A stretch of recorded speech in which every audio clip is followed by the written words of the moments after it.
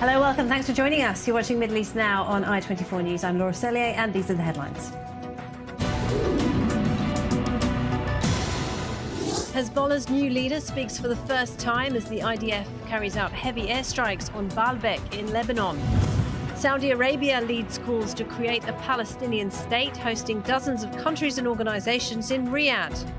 And France joins Israel and the United States, with President Macron affirming Moroccan sovereignty over the Western Sahara region. Well, let's begin with the latest from Lebanon. The IDF has been striking targets in the northeastern city of Baalbek, as well as villages in the south of the country. This as the new leader of Hezbollah made his first speech today. More on that in just a moment. But first, let's get the latest on what's happening on the ground. Our Balich Sladin is up in northern Israel for us now. And Balich, heavy airstrikes in both northern and southern Lebanon today. It certainly seems as though the activity has been more intense in recent days. Yes, and I should give this a very important and interesting update from the past couple of minutes. The IDF is announcing officially that they have targeted oil refineries that belong to Iran deep inside Lebanon. Maybe that's part of the strikes, the airstrikes that we've seen today toward Baalbek after the evacuation order this morning. This evacuation order that astonished actually the people of Lebanon. We're talking about this huge city. It's a huge stronghold that belongs to Hezbollah, 80,000 plus people in that area. And apparently that was the target, alongside what we have said before, some infrastructure that belonged to Unit 440 that belongs to Hezbollah, the unit that is responsible for the smuggling of weaponry from Iran, from Syria to Lebanon. Again, Baalbek itself is 10 kilometers only away from the border with Syria, and it is a very strategic point to this smuggling of weaponry, and that's why maybe we've seen these airstrikes today. Now, back to what we've seen in the past hour also here in the north, in the western Galilee specifically. Apparently, Hezbollah fired 4 drones that infiltrated the Israeli airspace. The IDF was successful in intercepting at least one of them. 2 others fell in open areas from what we understand. And also in the past 10 minutes, the IDF has said that the whole incident has been or has finished. It's not clear what happened, but they did say that there were no injuries as a result of that incident, but they didn't mention whether there was any damage or not, but at least there were no injuries as a result of it. But this implies, or this reflects actually, the challenge that the drones that Hezbollah fires toward the Israeli territory, to the Israeli air defense system. Again, we're talking about very small drones that carry very small amount of ammunition, and that's why it's very hard for the radars to even find these drones, and as a result of that, of course, intercepting them. So for more than 40 minutes, these drones, or some of them at least, were in the Israeli airspace, and until the incident itself has finished.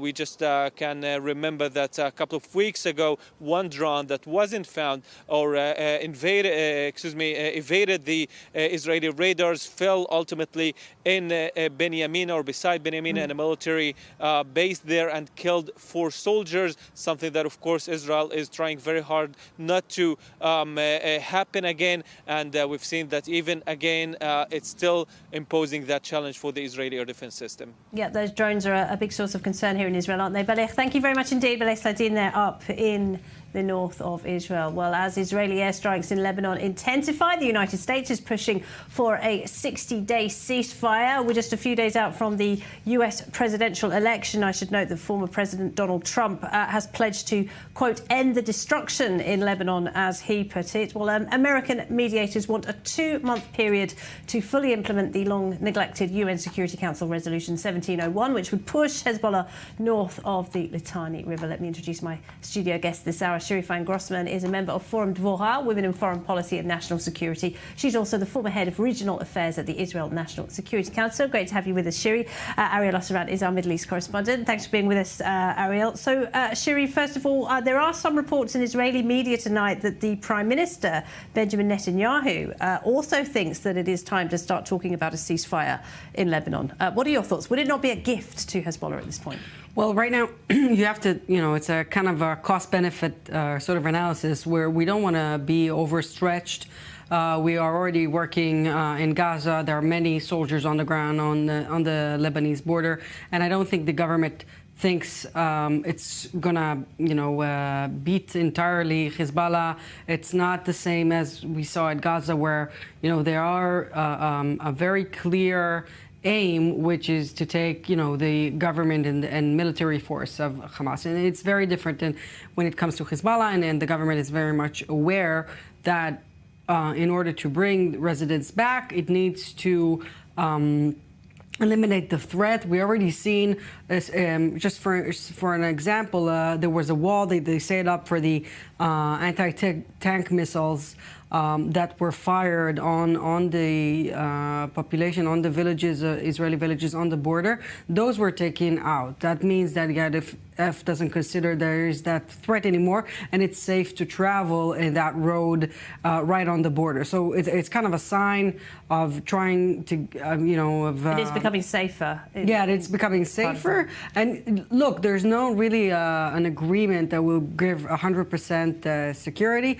What's important is, will Israel have the right to act when it sees Hezbollah coming, closer to the border? And Ariel, any decision on a ceasefire will depend on whether or not Israel has done enough to degrade Hezbollah at this point.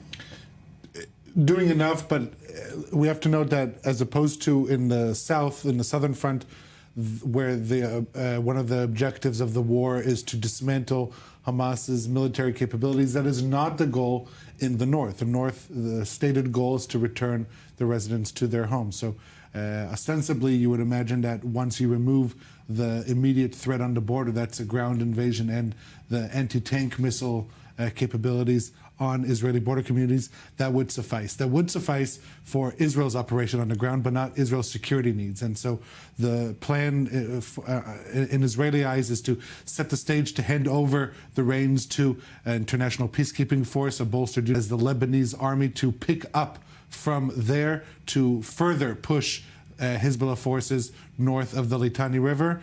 And to my understanding, as far as the Israeli demands are concerned, Israeli forces say that they would stay in southern Lebanon along the border until the Lebanese army and the international peacekeeping force complete that objective of pushing Hezbollah north. Okay, for now, thank you both. Well, the new head of Hezbollah says he intends to follow the path of his predecessor, Hassan Nasrallah. Speaking for the first time since becoming leader, Naim Qassem paid tribute to Nasrallah, who died in his Beirut bunker during Israeli airstrikes a month ago. Qassem is an obscure figure who was quickly promoted following the demise of most of Hezbollah's senior leadership. Here he is speaking this afternoon. My plan is to continue in the path of our leader Hassan Nasrallah in all fields, in politics and in jihadism, socially and culturally.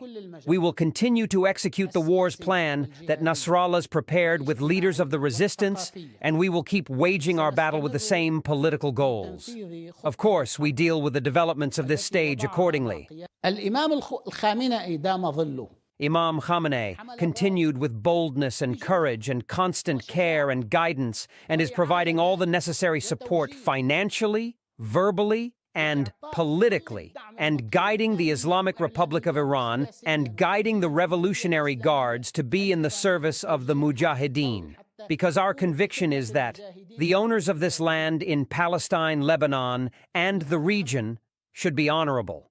Moreover, you know that the Islamic Republic has been paying a heavy price for decades because of its position on the Palestinian cause. The new leader of Hezbollah, in his own words, earlier today. Well, joining us for more on that, Hussein Abdul Hussein is a research fellow at the Foundation for the Defence of Democracies, the FDD. Thank you very much for being with us, Hussein. So, Naim Qassem, he certainly lacks the charisma of his predecessor, doesn't he? He definitely lacks the charisma. he tried to imitate Nasrallah by switching between standard Arabic and spoken Lebanese. It didn't work out. Nasrallah used to have a high tone and a low tone, and he used to alternate. Qasem has only one monotone, a boring one.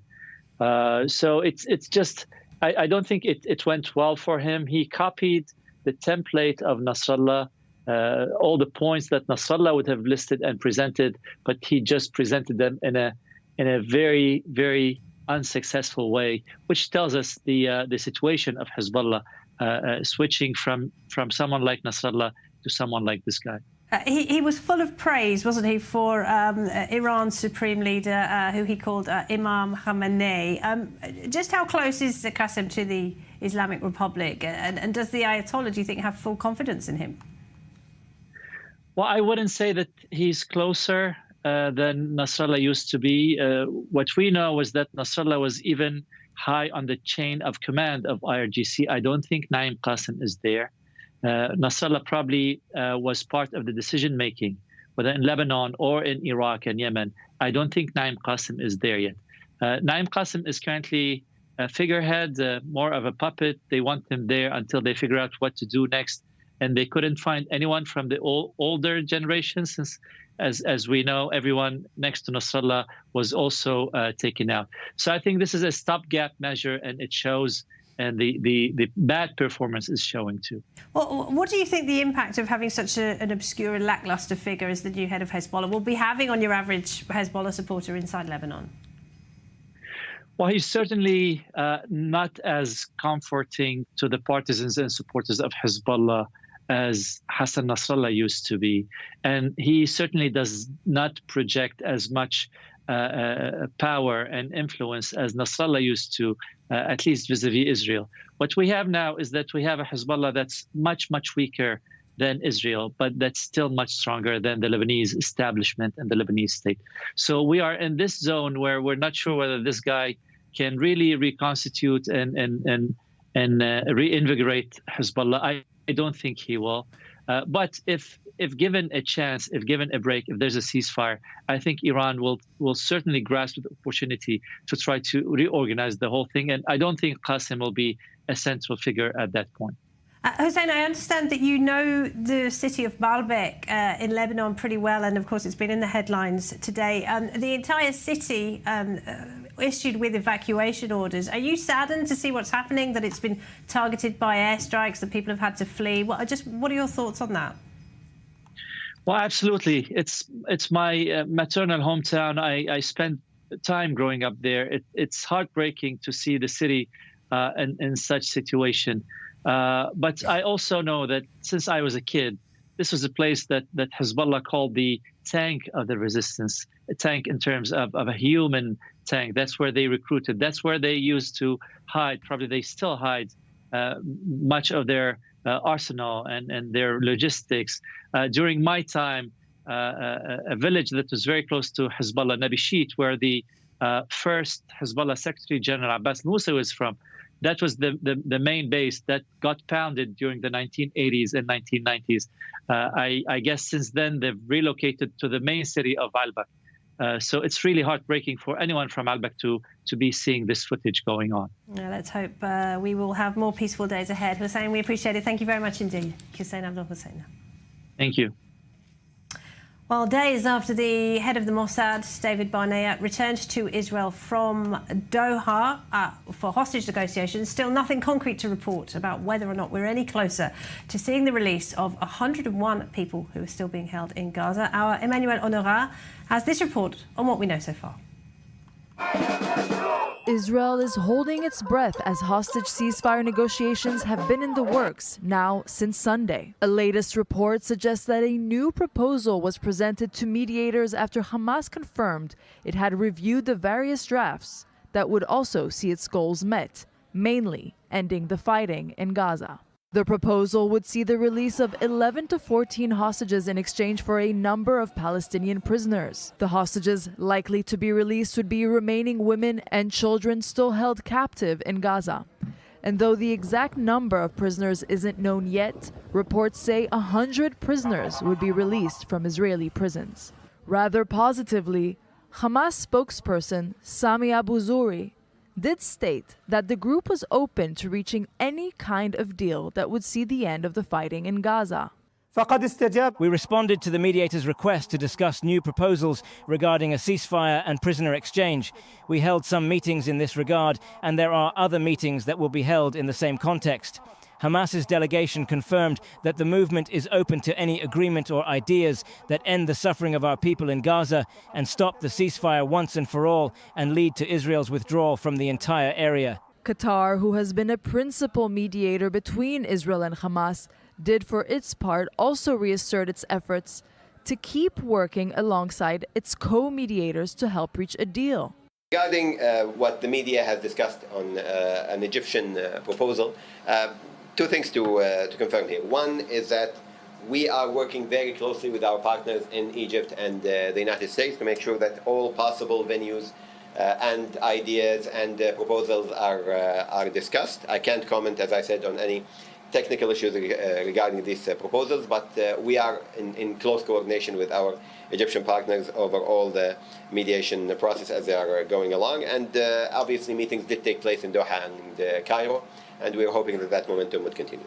On Sunday, Egyptian President Abdel Fattah al-Sisi said Egypt had proposed a 2-day ceasefire in exchange for the release of 4 hostages and some Palestinian prisoners. This would only be the first phase of a deal that would see 10 days of negotiations following the release of the 4 hostages. Qatar, meanwhile, also offered its own version, one drawn up by Russia. The Qatari proposal includes the release of 2 hostages with Russian citizenship, Sasha Trufanov and Maxim Herkin. With so much at stake and the approach of the U.S. election on November 5th, there are concerns that a shift in the U.S. presidency might impact the mediation process, something Qatar has also tried to dissuade.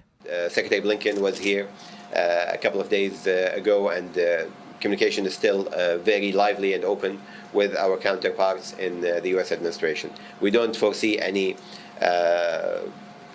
negative result of the elections on the mediation process itself. We believe that we are dealing with institutions in a country like the United States, and the institutions are invested in finding a resolution to this crisis. So, with the assassination of Hamas chief Yahya Sinwar marking a turning point in the war in Gaza, all sides might hope to have just enough breathing room to finally reach a conclusive deal.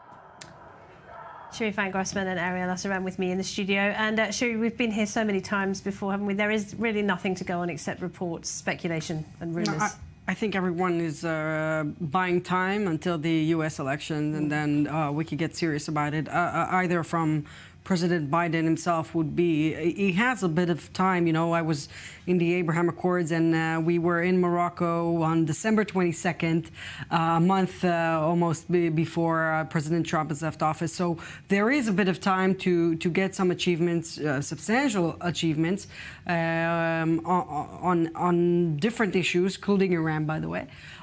So I think everybody's just holding their breath until that, and until that, it feels like a little bit of a spins and things just to keep things also Egypt going and Qatar both trying to stay relevant, both trying to show that they have. You know, a good argument I heard today was you know, the idea of the pause in ceasefire for a few days is just to figure out who's the person to speak to on the ground in Gaza right now, who calls the shots and gives the mediator some time to assess who they need to speak to get some real decisions going. And Ariel, the Israeli Defense Minister Yoav Gallant saying today that getting the hostages back, the 101 hostages, is the absolute priority for Israel in Gaza right now. And of course that depends on just how far Hamas has been degraded, of course, with the killing of Sinwar and others. Perhaps you could compare for us how far Hamas has been degraded with how far Hezbollah has been degraded at this point.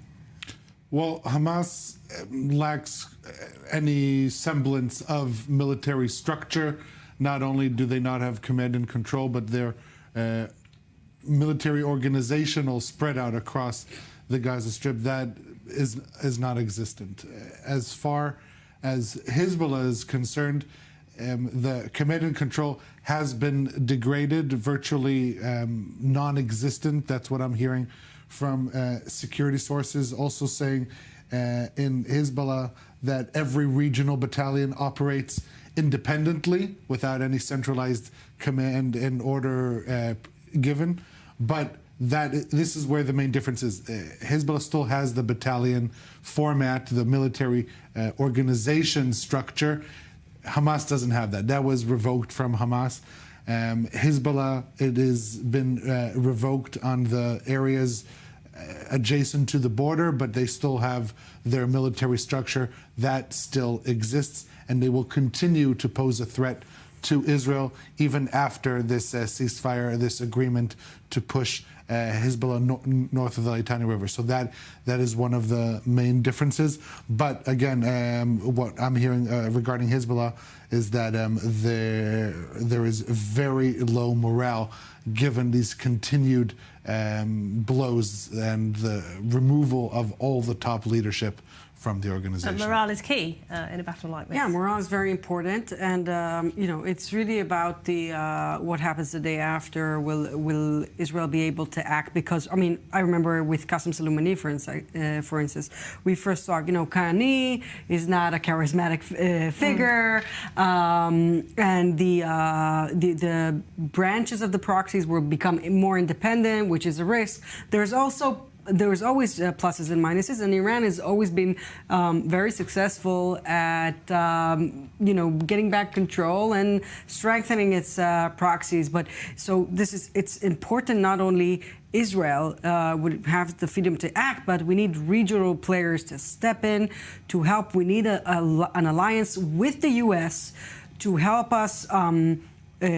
Stop the arms smuggling through Iraq, through Syria, through Jordan, and just if I imagine a future which is very, bright, where we don't have Hezbollah or is very weakened, or we come to a ceasefire, and even in Gaza we come to a ceasefire, we're left with the Houthis and the Iraqi militias, and they will be free to do whatever they want because they're not constrained by any agreement.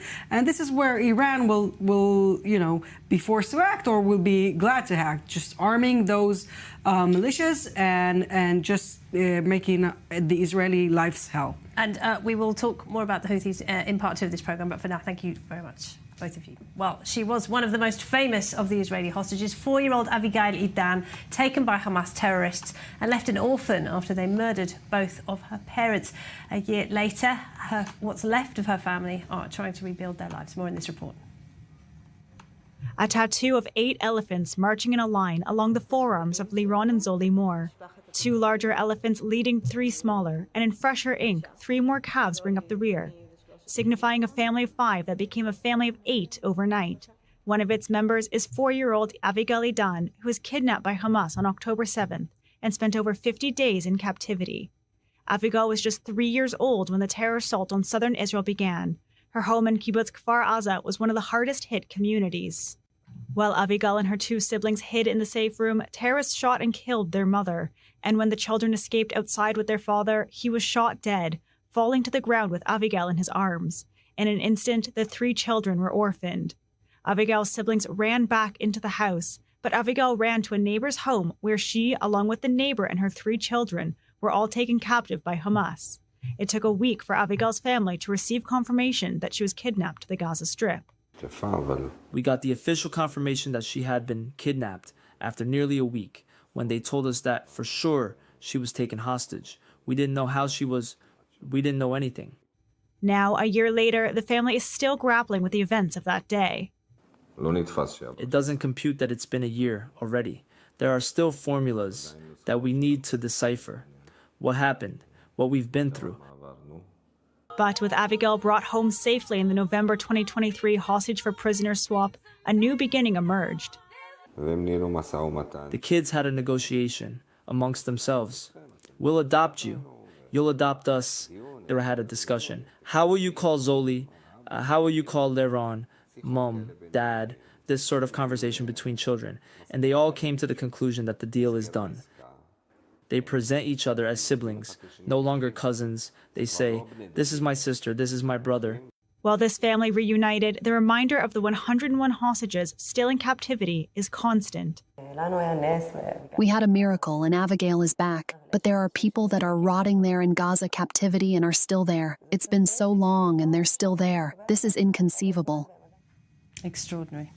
Well, Israel remains braced for a response from Iran following its successful airstrikes on Iranian military positions over the weekend. More in this report. The tit-for-tat between Israel and Iran is continuing, although this time verbally. If Iran makes the mistake of launching another missile barrage at Israel, we will once again know how to reach Iran, with capabilities that we did not even use this time, and strike very, very hard at both their capabilities and locations that we set aside for now. We did this for a very simple reason, because we may be required to do this again. This event is not over. We are still in the midst of it. Followed hours later by... Iran fully reserves its legal right to respond appropriately to such a clear aggression. Israel will realize the consequences of its underestimate of Iran's strength, capabilities, and will, but Iran will neither hesitate in doing so nor act hastily. Israel's retaliatory strikes on Iran early Saturday morning, in which Israel targeted Iran's aerial defense systems as well as weapons production facilities. Iran, however, denies that any damage was done, even though satellite images show the opposite. The enemy has sought to hurt both our defensive and offensive systems, but was not very successful because we had made arrangements and were in the know. We have already taken on operating defense measures, the same military industries that you see. We had neither dead nor wounded because we saw that preparations were needed and we were informed.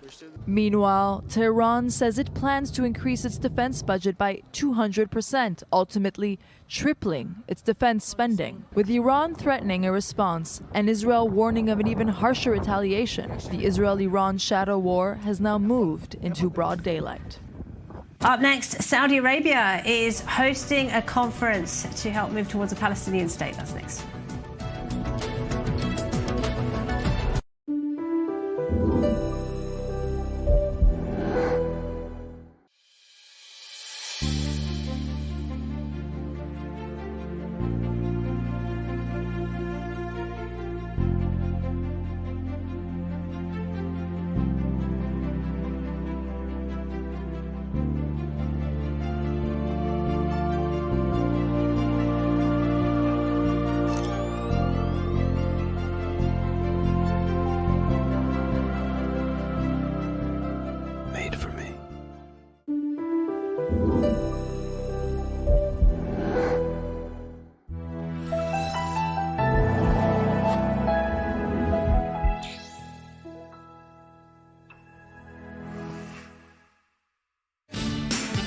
Shalom and welcome to Jewish World Weekly. I'm Caleb Ben David, and each week we're going to bring you the latest from the Jewish world, from politics to religion, entertainment to the latest trends, and everything in between. Join me each week as we explore the global Jewish diaspora. Don't miss Jewish World Weekly only on I-24 News. Want to stay on top of the news no matter where you are? Introducing I-24 News' brand new news website. On our website, you'll find all the latest articles, interviews, and live broadcasts. Everything you need to know right at your fingertips, whenever you want it. So what are you waiting for? Download the I-24 News app today.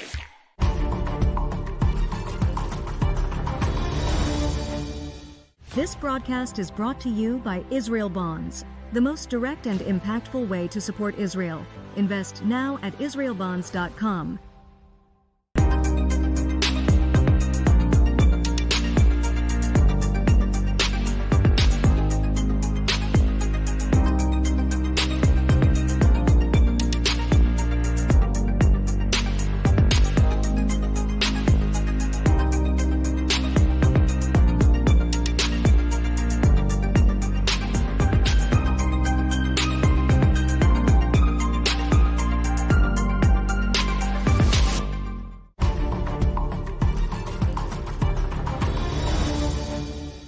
This broadcast is brought to you by Israel Bonds, the most direct and impactful way to support Israel. Invest now at israelbonds.com.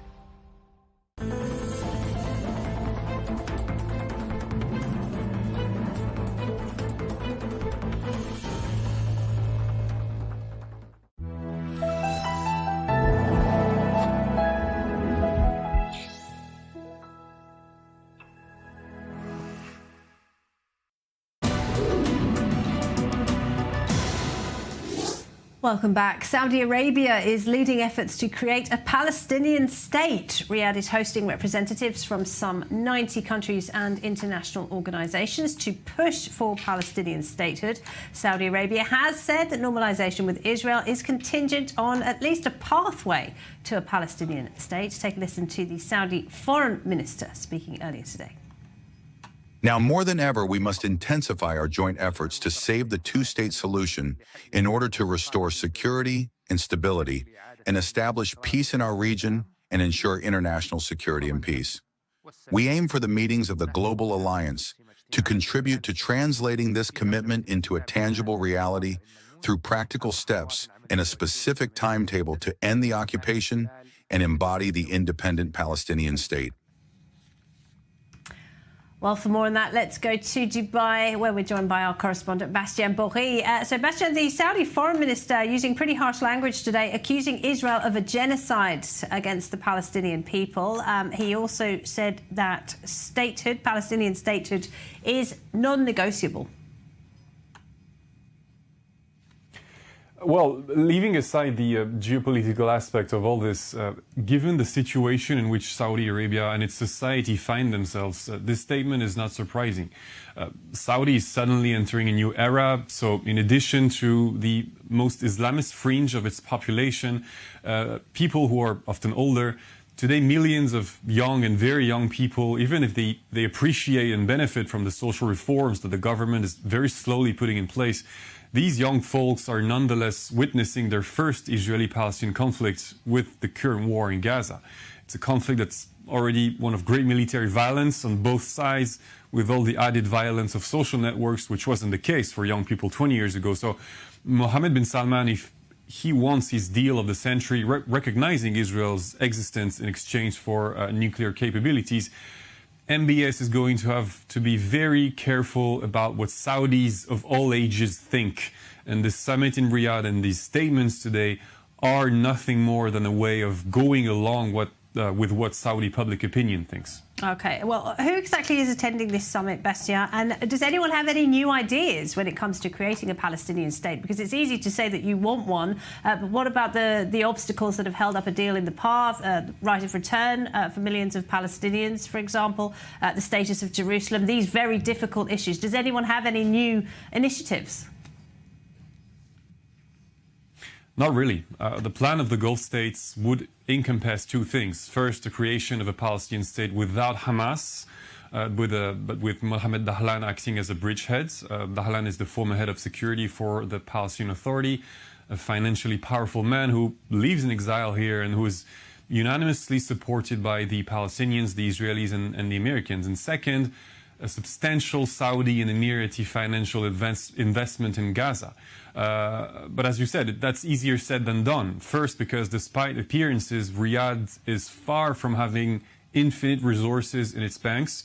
And second, because Benjamin Netanyahu has said that he would not accept an agreement allowing the creation of a Palestinian state as it stands. The only two Saudi demands to which Netanyahu had agreed were that Israel should not launch incursions into Lebanon against Hezbollah, and that a UN mission should be allowed to enter Gaza to assess the living conditions there. Needless to say, neither of these promises has been kept. Well, the UN Agency for Palestinian Refugees and Their Descendants, or UNRWA, very much a concern of the Arab states after Israel banned it yesterday. Israel provided evidence that UNRWA employees had taken part in the October 7th massacre and that many of its workers were also members of Hamas. For Saudi Arabia and Qatar, though, banning UNRWA will simply bring additional hardship to Palestinian civilians. Take a listen.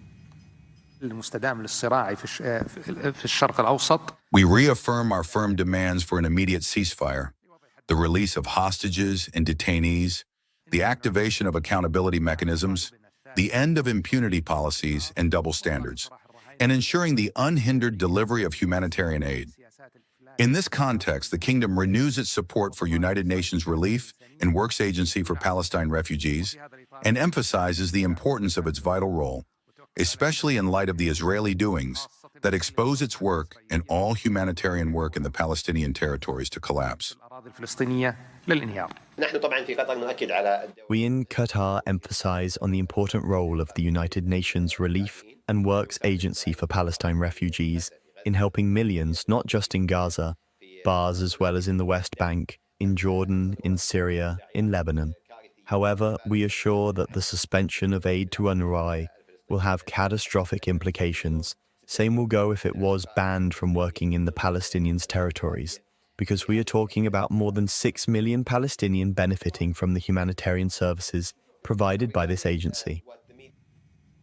Well, back to our Bastien Bory in Dubai. So, Bastien, I mean, the Arab states, they do talk a lot about UNRWA and how important it is. But when you look at it, their contribution to the organisation is actually tiny compared to the United States and Europe. Any plans to change that?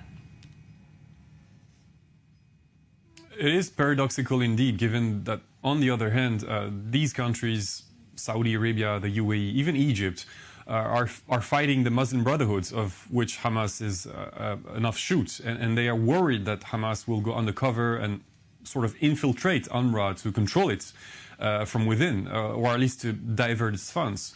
And as a result, back in 2020, for instance, this is not a new story. The UAE and Bahrain had substantially cut back funding for this UN agency following their normalization with Israel. Funds dropped from some $50 million a year to just $1 million in 2020.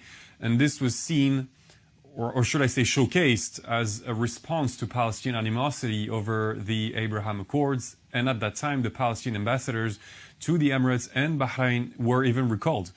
And there are legitimate grounds for believing that Israel had asked the UAE to cut funding, which means that relations with UNRWA are totally subject to political reality. Bastien, we appreciate it. Thank you very much. Bastien Bory there over in Dubai. Shiri Grossman is with me in the studio. And Shiri, the world, well, at least many countries at that summit anyway, are pushing for a two-state solution. That's a conversation Israel is just not ready to have right now. No, I don't think, the minimum that Saudi Arabia's leadership is demanding, it doesn't meet the minimum of the current Israeli government. I think with a different Israeli government, there could be some changes. But again, everybody's waiting for the next, for the elections, basically, although there were reports in the past that the Crown Prince has thought, or supposedly thought, that with a democratic administration it would be easier to pass all kind of defense alliance and security package in the Senate and Congress. But we haven't seen this. Maybe, like I said before, there could be kind of this effort right after the elections, with Biden, making some, concessions and going independently in the U.S., or Netanyahu is convinced to do like a very big plan. But it's tough to see right now. So, but I mean, I agree with everything. It's basically a public relations kind of effort, and not anything for Saudi citizens. Yeah, for Saudi internally. I speak about this in Israeli TV and here also. People don't understand how much it's important, and sometimes in Israeli leadership and also in the public view, they think, okay, we're battling Iran, so they should be on our side, yeah. and that's good enough. And they think they can get away with something. And before October 7 it was possible, but like you just said, Sebastian, right? Like you just said, the Saudi public has witnessed the Gaza conflict, a very, very harsh conditions for Gazans and Palestinians. It won't let it slide. We need something substantial so MBS can pass this without jeopardizing his rule. And of course, nobody wants to be here in a few years' time. Shiri Fidel, thank you. Well, with all the focus on Hamas and Hezbollah, and increasingly Iranian-backed groups in Iraq. The Houthis in Yemen have fallen somewhat out of the headlines, but this branch of the Iranian axis has gone from strength to strength. According to analysts, the Houthis have launched drones and missiles at more than 80 commercial ships in just a year, slowing trade and driving up shipping costs that are felt by everyone. Well, Emily Milliken is the Associate Director of the Atlantic Council, and she's an expert in Yemen and the Houthis. Good to see you, Emily. How are the Houthis adapting then to the downgrading of the other Iranian-backed groups in the region? You know, the Houthis are incredibly opportunistic, and they see this as a perfect opportunity to take on a more leading role within Iran's so-called axis of resistance. They have continued to launch attacks on Israel and maritime traffic in support of Hamas and Palestinians, while Hezbollah, Hamas, and other proxies are more focused on regrouping after major leadership losses. Additionally, it really appears that Houthi leader Abdul Malik al-Houthi is positioned to take on a more leading role and fill this leadership vacuum left in the wake of Sinwar and Nasrallah's death. All of these actions are really asserting the Houthis' importance to the Iranian regime, which could mean receiving more weapons and support, and it can also give them leverage ahead of peace negotiations with Saudi Arabia. We saw some pretty substantial Israeli airstrikes on Yemen, particularly the port of Hodeidah in the Houthi-controlled territory. Have those airstrikes not set the group back at all?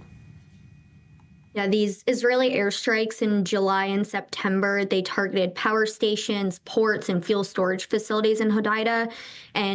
But this didn't really cause any material damage for the group or impact their ability to operate. The Houthis have adapted after withstanding years. They were battered by literally thousands of Saudi airstrikes from 2015 to April 2022. And so now they not only know how to conceal weapons, they also know how to quickly move weapons to avoid strike, as well as hide their leadership. And they've also have been expanding underground tunnel systems similar to those used by Hamas and Hezbollah. And when we talk about weapons, we've got new reports out today that the Houthis have actually managed to seize US military hardware. They got hold of it a few years ago, and they've managed to kind of soup it up and use it to their own ends. That's pretty worrying, isn't it?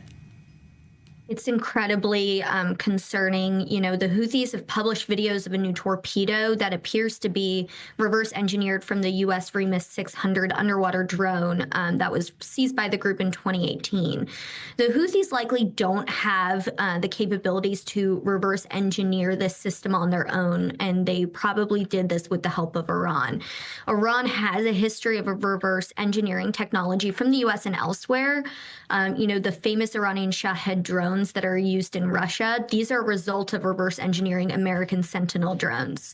And so while this new Houthi system appears to be simpler than its American origins, it still could be capable of taking a ship out of commission. If it hits it, it could cause major flooding or even impair its ability to maneuver.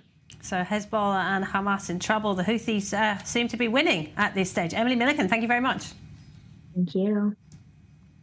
Well, just across the water from Yemen, Somalia has expelled an Ethiopian diplomat amid rising tensions in the Horn of Africa. The two countries are at odds after Ethiopia signed an agreement with the breakaway region of Somaliland.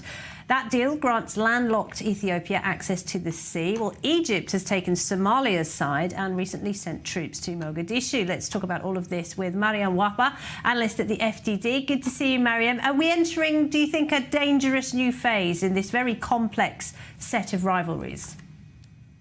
Great to be with you today, Laura. We certainly are entering some dangerous waters when it comes to these regional players. I'll remind viewers that this expulsion is not the first diplomatic expulsion we've seen between Somalia and Ethiopia in recent months.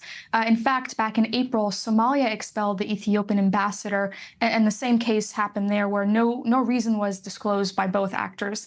And there are two ways in which things are going to get more complex by this move. First, there's going to be a diplomatic tit for tat that is bound to escalate things if there's no proper intervention. And second, there will be an evident widening of tensions. With escalation, these actors will be looking to their allies to align with them. And we may see neighboring countries like Sudan and others get involved. What about Somaliland then, Mariam? Because this breakaway region has had a certain autonomy, hasn't it, since the 1990s, but it isn't recognised by any countries in the world. Does this deal with Ethiopia kind of move it closer to full autonomy and perhaps even independence? That's exactly what Somaliland and Ethiopia hope to achieve. Since declaring its independence in 1991, this breakaway region has been self-governing. Some experts have claimed that the breakaway region has a solid case for sovereignty. It issues currency, it holds elections, and issues passports. The issue remains is that this narrative is not exactly accepted by Somalia, and some fear that international recognition of Somaliland would empower other secession movements across Africa, and that's really where the danger comes in. How deeply involved is Egypt in all of this then? Because there have been some allegations that Cairo is preparing for a proxy war in this part of the world in order to counter Ethiopia's ambitions, namely the Great Dam that Egypt sees as an existential threat. You are correct. And what we've seen in the last few months is an increase of involvement on Cairo's part. Back in September, we did see headlines that read Egypt transferring weapons and troops to Somalia. And there's, of course, some of that tension between Egypt and Ethiopia over Addis Ababa's Grand Ethiopian Renaissance Dam. Looking forward, the beginning of 2025 will be a clarifying time for all these tensions as the African Union mission mandate expires on December 31st. What happens after that will be crucial to understanding if these things continue to escalate. Will Egypt continue to send troops to Somalia? And what will those troops exactly be doing with regards to Ethiopia? Those are the questions we're going to be looking to answer. Mariam, thank you very much indeed. Mariam Waba there. Shiri Van-Grossman's with me in the studio. So it's not all about us here in Israel, is it? There are very interesting developments going on around the very strategic Horn of Africa region as well. Definitely, there's a lot of Israeli interest there and counter interest, and I'm not sure the Israelis completely understand how to navigate the tensions. We know there are tensions between Ethiopia and Eritrea right now that are developing. There are jihadi terrorists all over the Sahel, and of course, because of the Somaliland's proximity to Bab el-Mandab and the Houthis, it even greater interest for Israel, and we know regional players are involved, Qatar, UAE, Turkey, everybody's Iran, obviously, and we have Sudan that's going on. It's an issue, of course, the growing instability in Sudan. It affects the overflight over Sudan, so flights from Israel to Africa are kind of limited because of there's huge repercussions for the entire region and for Israel. And you know, I'm not sure there's an easy way out here. Egypt, with its growing military force, with its investment in military force, and Ethiopia is such an ally, you know, with the Jewish community, long-standing Jewish community there. So there's a lot of There's a big Ethiopian community, of course, here in Israel. Exactly. Of course, it goes without saying.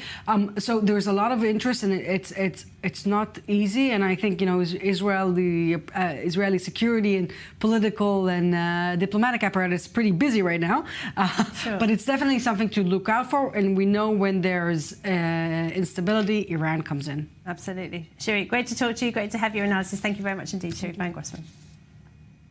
Well, the French President Emmanuel Macron has wrapped up a two-day visit to Morocco. The two countries signed some $10 billion worth of trade. And for the first time, or the second time I should say, Macron said that France backed Morocco as the sovereign power over the Western Sahara region. He first made those comments back in July. During this visit, he reaffirmed them. The former colonial power joining the United States and Israel in recognising Moroccan sovereignty, a move that has sparked fury in Algeria. Take a listen to the French president speaking earlier. Throughout the past decades, Morocco and France have remained faithful allies in troubled times, and France has never failed Morocco on any of the existential issues it has faced. And I'm thinking, of course, first and foremost, of the Western Sahara, on which I wished, on behalf of France, to clarify my vision when I spoke to His Majesty, King Mohammed VI, on July 30th of last year. And I reaffirm it here before you. For France, the present and future of this territory fall within the framework of Moroccan sovereignty. Well, Well, for more on that, we're joined now by Dr. Mohamed Shtatou, political analyst and senior professor at the University of Rabat. Wonderful to see you as always, Dr. Shtatou. We're always great to have you on the show. So President Macron has said this before, hasn't he, that France recognises Moroccan sovereignty over Western Sahara, but he has kind of reaffirmed that.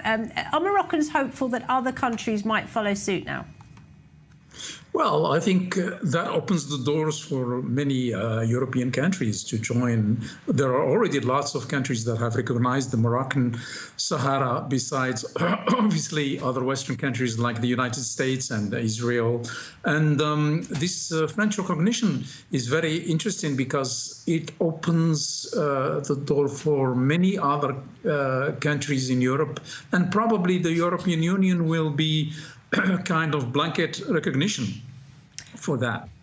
And this has sparked a furious reaction, as I say, from Algeria. They want independence for the Western Sahara region, and they have been accused of meddling in this part of the world and fueling extremism. Does Morocco anticipate any backlash from Algeria? I know relations are pretty bad already.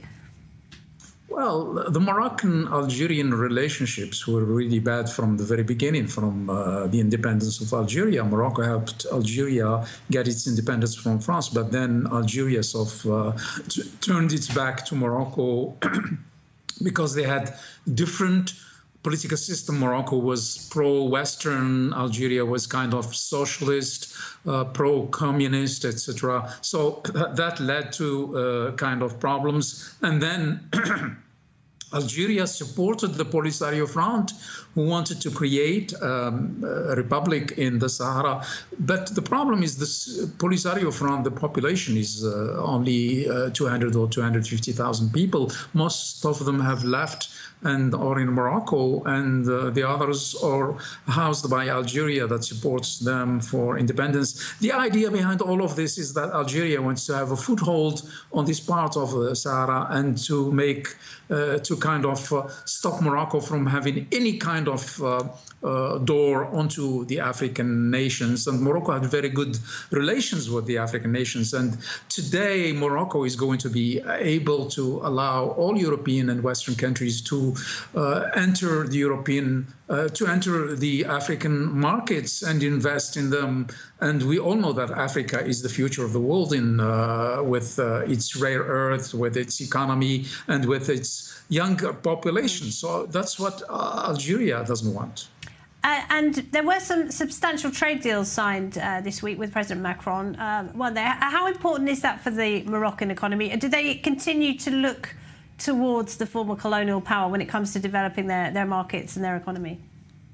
Well, to tell you the truth, France now needs Morocco really badly, because France has been booted out of Europe, out of Africa. All the countries that housed French interests kicked it out of their countries. So France needs Morocco to help it go back into Africa, at least in economic terms. And there are lots of Moroccan companies, very successful Moroccan companies in Africa, and Morocco has very good relations with the majority of African nations. So that would allow Europe, and that would allow France mostly to invest in African economies. The shoe is very much on the other foot, as it were. And as you point out, Morocco has taken a strongly pro-Western path, hasn't it, ever since independence? It accepts Israel, of course. It rejects extremism. Do you think the kingdom is seeing these policy positions paying off now? Yeah, of course. Morocco has been pro-Western, stopping migrants from going into Europe. Morocco is kind of external border for Europe. Morocco has been fighting, terrorism. Morocco has an alliance with Israel and very good economic relations with Israel, and Israelis invest in Morocco and in Africa as well with the help of Morocco. So all of these things or have helped Morocco become a very important country and the regional power in North Africa. And that's what Algeria doesn't want for the moment. And that's what creates all these problems with the Algerian government. Professor Statou, always a pleasure. Thank you very much. You're most welcome. Have a nice evening. Thank you. Same to you. Well, before we go, a new exhibition has opened at the Giza pyramids in Egypt. It's called Forever is Now, and it's a chance to reimagine Egypt's ancient civilization. It's inspired in ancient Egyptian art, but it's about permanence, absence, and what goes and what stays. Against the backdrop of the Giza pyramids, 12 local and international artists displayed their creations in the surrounding plateau as part of the 4th edition of the Forever is Now exhibition, transforming the historic site into a stage of contemporary creativity. Running until November 16th, the exhibition organized by Art d'Egypte seeks to, quote, blur the lines between past and present and provide audiences with a collective experience. The art installations offer unique interpretations of Egypt's ancient past, blending the symbolism of the pyramids with modern artistic vision. Italian artist Federica De Carlo's I See installation, composed of thousands of optical lenses, offers viewers a new perspective to the pyramids by creating an inverted view of Giza's landscape within each lens. For me, it was very emotional to be here and to create something in front of the pyramids because it's very powerful, energetic, symbolic, and incredible place in the world. I believe to see 12 artists from 12 countries showing their art in front of the pyramid, it's a miracle, it's a magic. And I think this exhibit will show that Egypt is safe. And the most important, that every artist will put in his CV, he put his statue. Or stay with us on I24 News. Khaled Ben-David is next. Good night.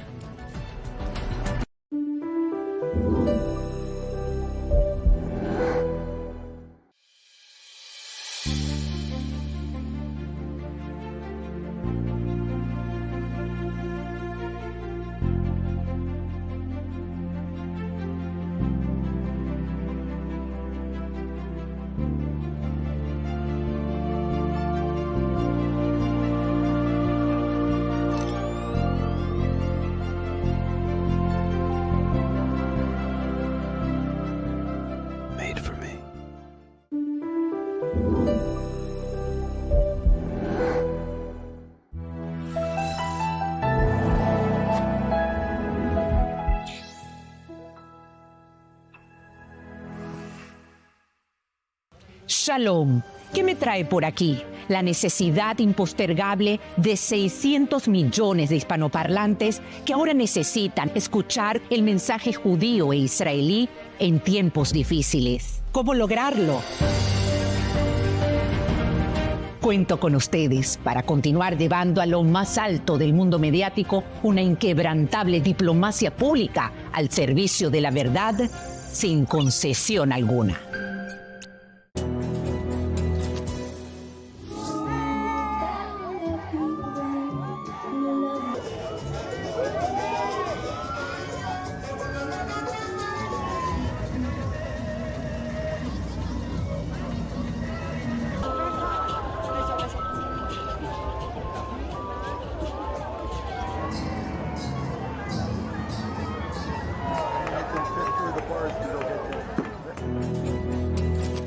Want to stay on top of the news no matter where you are? Introducing I24 News' brand new news website. On our website, you'll find all the latest articles, interviews, and live broadcasts. Everything you need to know right at your fingertips, whenever you want it. So what are you waiting for? Download the I24 News app today.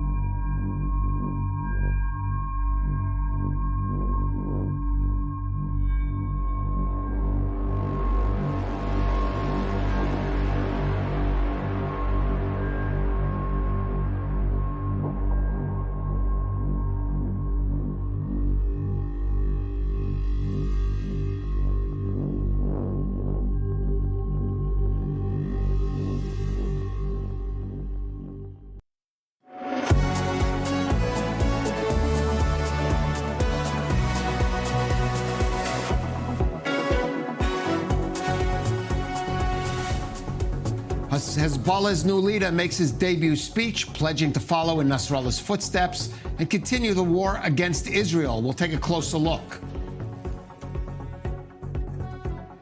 New proposals for a more limited hostage release for Gaza ceasefire deal. We'll have the latest.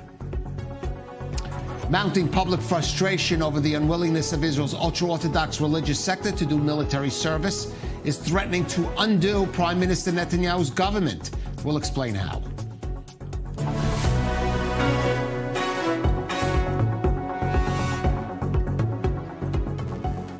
This is the Rundown on I-24 News. I'm Caleb Ben-David.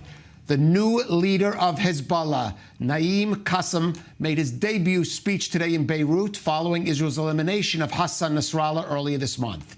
Despite current talks of a possible diplomatic solution to the war in the north, Qassem's speech was bellicose, including personal threats directed against Prime Minister Benjamin Netanyahu. And he also expressed his and Hezbollah's fealty to Iran. Here is some of that. My plan is to continue in the path of our leader Hassan Nasrallah in all fields, in politics and in jihadism, socially and culturally. We will continue to execute the war's plan that Nasrallah's prepared with leaders of the resistance, and we will keep waging our battle with the same political goals. Of course, we deal with the developments of this stage accordingly.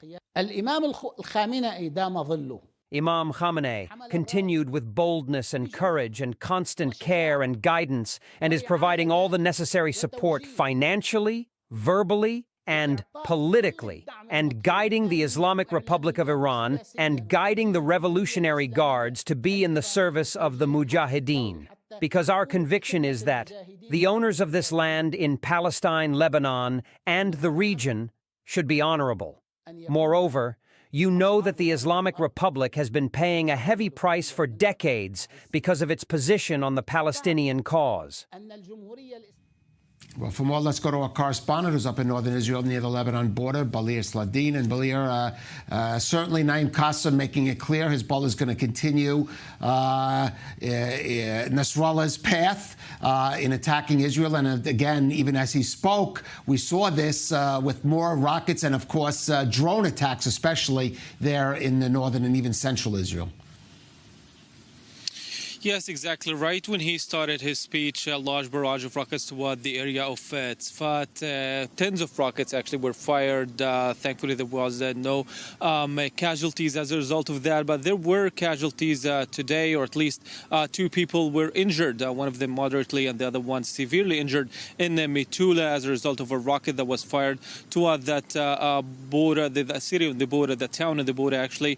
And also in on the other side of the border, in the western Galilee, in Dalton specifically, 70-year-old man was hit by parts of apparently an interception or maybe a rocket that fell, and he got injured as well, lightly, though these, of course, the injuries for today added to what we've seen in the past week of people being killed, of course, in this region as well. On the other hand, we've seen that incident that reflects yet again the challenge that the drone attacks imposes on the Israeli air defense system. Apparently 5 drones were fired from Lebanon. Some of them were intercepted, others fell in open areas, but we still don't have any clarification whether there was any damage. There were no injuries according to what the IDF has said, but maybe damage was caused to the area of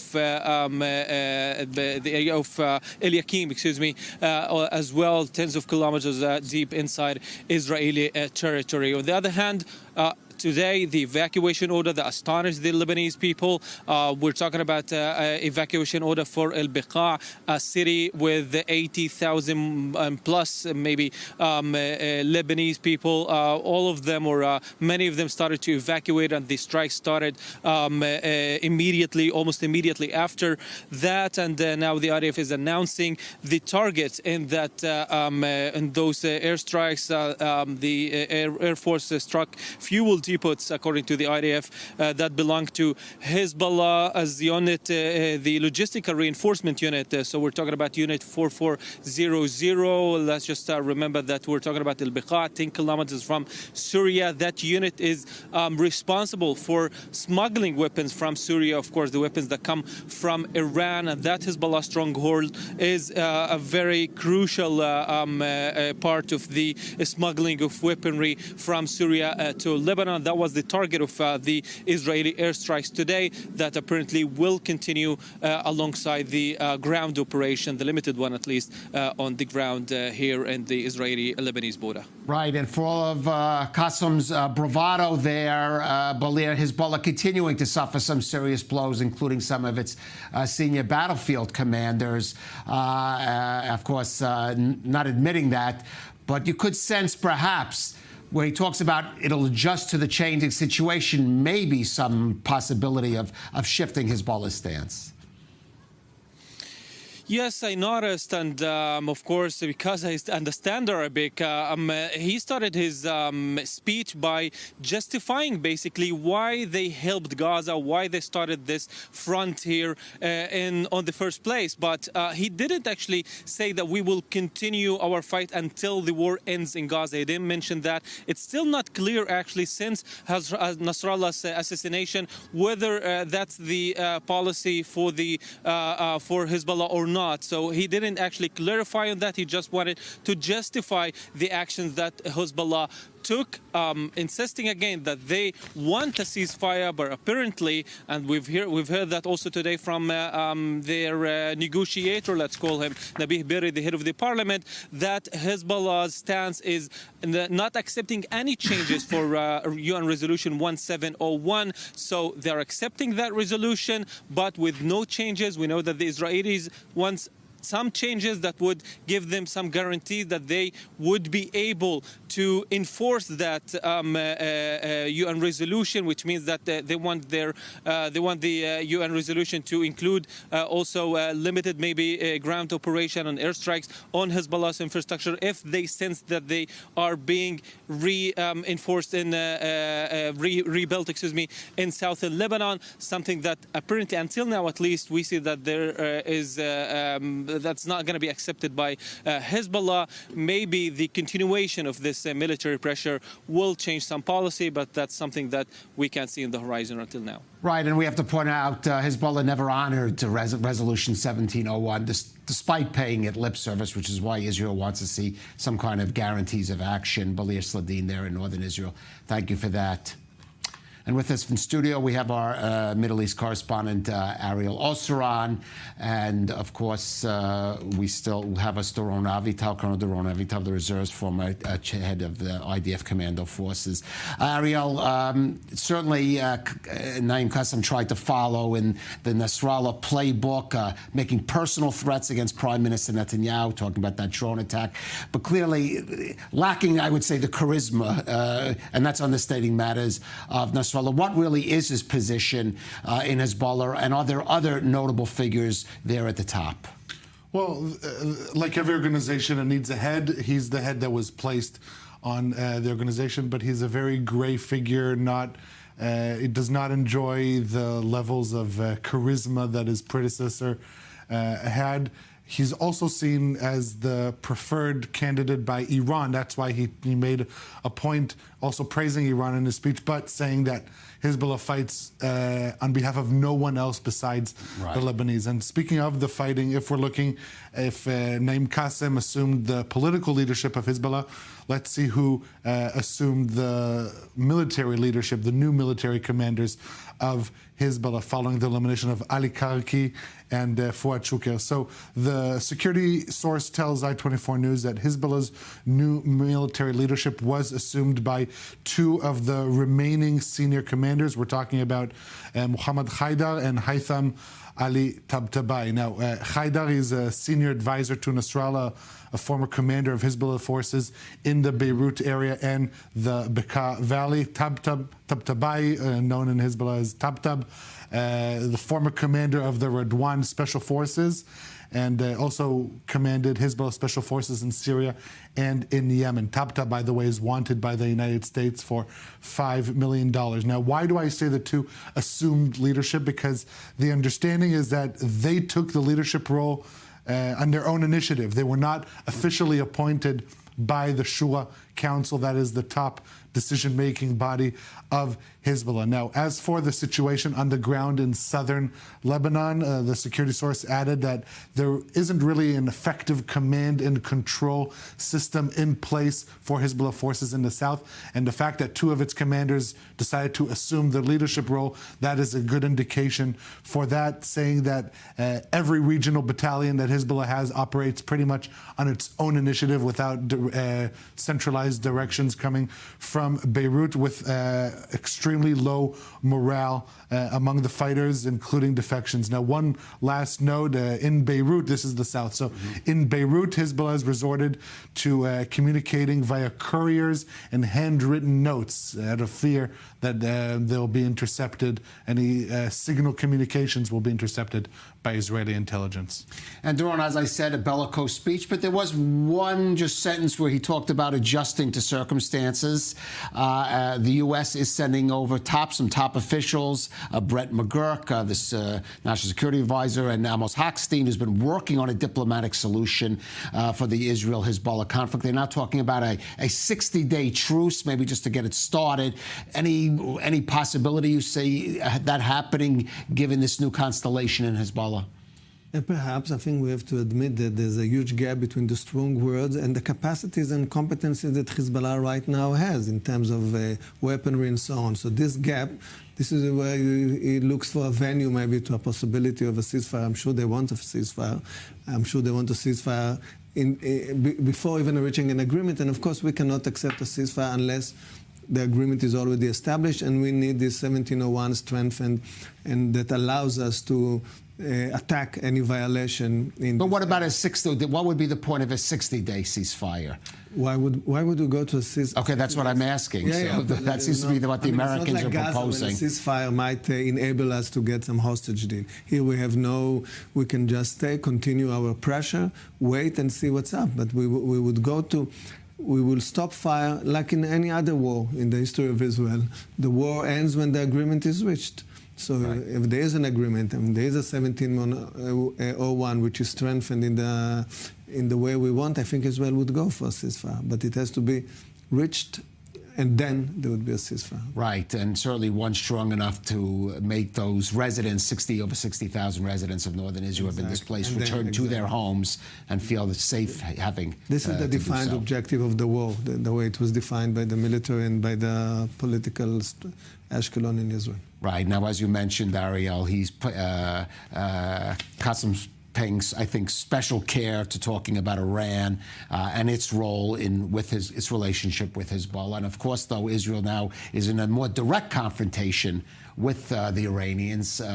Now, as the world tries its best to de-escalate this conflict between Israel and Iran, Tehran is still threatening a harsh response to Israel for its weekend attack on the Islamic Republic. Israel, meanwhile, is also not backing down. More in this report from Emmanuel Onorat. The tit-for-tat between Israel and Iran is continuing, although this time verbally. If Iran makes the mistake of launching another missile barrage at Israel, we will once again know how to reach Iran, with capabilities that we did not even use this time, and strike very, very hard at both their capabilities and locations that we set aside for now. We did this for a very simple reason, because we may be required to do this again. This event is not over. We are still in the midst of it. Followed hours later by Iran fully reserves its legal right to respond appropriately to such a clear aggression. Israel will realize the consequences of its underestimate of Iran's strength, capabilities, and will, but Iran will neither hesitate in doing so nor act hastily. Israel's retaliatory strikes on Iran early Saturday morning, in which Israel targeted Iran's aerial defense systems as well as weapons production facilities. Iran, however, denies that any damage was done, even though satellite images show the opposite. The enemy has sought to hurt both our defensive and offensive systems, but was not very successful because we had made arrangements and were in the know. We have already taken on operating defense measures, the same military industries that you see. We had neither dead nor wounded because we saw that preparations were needed and we were informed. Meanwhile, Tehran says it plans to increase its defense budget by 200%, ultimately tripling its defense spending. With Iran threatening a response and Israel warning of an even harsher retaliation, the Israel-Iran shadow war has now moved into broad daylight. Now, Doron, despite what we heard from the Iranian spokesperson, that there were reports of casualties and fatalities. Yeah, I think between 5 to 10. Right, of an Iranian security force. Sure, they're trying to undermine. To underplay it, and perhaps that maybe meaning this round is over for now. But we thought back in April that round was over. So at this stage, how confident can we be that Iran will not again return to this kind of scenario of a direct attack on Israel, especially the next time, for example, Israel takes a decisive action against one of its proxies? In terms of confidence, I mean, we can't trust that they won't counter-attack, and we have to be prepared, and we are well prepared in terms of our defense and everything. In terms of whether they would do it, I think they have to think twice. I think we have shown technological and operational superiority in a fashion that they didn't emit before. And looking at Iran capacities, I would say the same thing about Hezbollah. They are not as strong as they present themselves to be in the words that they are talking. They don't have any air force that can threaten us. They have those ballistic missiles, they have those UAVs, okay, but we are getting better in intercepting all those elements. So I think the more they think about it, they're in the strong position, and they better negotiate their way out and not counterattack. Well, they do still have one thing, Ariel, and that is their nuclear program, which remains a constant. It's yet a program. Okay, yet a program, but still remains a constant threat that Israel is still going to have to reckon with, even if it reaches now a period of kind of stalemate with Iran in terms of direct attacks. Not just Israel's going to need to reckon with, but the entire world, mainly the West. They're starting to realize that this is a problem that cannot be pushed away and, brushed under the carpet. I think, like many of these developments in the Middle East, everyone is waiting to see the results of the elections in the United States, to see who will enter the Oval Office and what kind of policy can they expect, because in comparison between the two candidates, you can expect a very different Middle East policy. One more similar to the current administration, which was a very sharp shift from what we saw from the Trump administration, namely more forceful on the ground, eliminating Qasem Soleimani, for instance, but leaving the nuclear agreement, which put Israel in a bind, and so and also accelerated the advancement of the Iran nuclear deal. So there's a lot of concern. Also, the UN's nuclear watchdog has become more vocal, but still the West has not really woken up to acknowledge that the Iranian nuclear program is a real threat, not just for Israel, but for the world. And it would be interesting to see how the new president, whoever he or she may be, will address that. Doron, I'm sure you have something to say on it, but I'm going to ask you to hold it, because later in this program, we're going to actually directly address that issue of, for example, how Donald Trump, if he should regain the White House, will what policies he'll pursue in the region. So hold off on that. And let's turn our attention, of course, now to Gaza and the issue of the hostages, because talks are reportedly underway this week in Egypt to assess new proposals for a hostage release for Gaza ceasefire deal. There is a cautious optimism that seems to have developed following the death of Hamas leader Yahya Sinwar, and mediators are now seen focused on trying to achieve a more limited agreement, at least to break the current stalemate that would involve a smaller number of Israeli captives freed in return for a brief lull in the fighting. Again, Emmanuel Honoret has a story. Israel is holding its breath as hostage ceasefire negotiations have been in the works now since Sunday. A latest report suggests that a new proposal was presented to mediators after Hamas confirmed it had reviewed the various drafts that would also see its goals met, mainly ending the fighting in Gaza. The proposal would see the release of 11 to 14 hostages in exchange for a number of Palestinian prisoners. The hostages likely to be released would be remaining women and children still held captive in Gaza. And though the exact number of prisoners isn't known yet, reports say 100 prisoners would be released from Israeli prisons.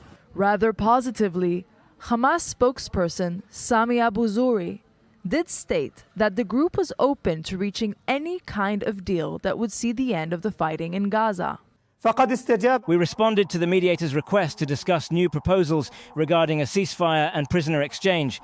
We held some meetings in this regard, and there are other meetings that will be held in the same context.